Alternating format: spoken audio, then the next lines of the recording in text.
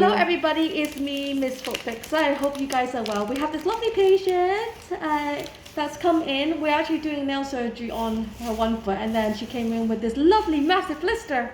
It's so beautiful.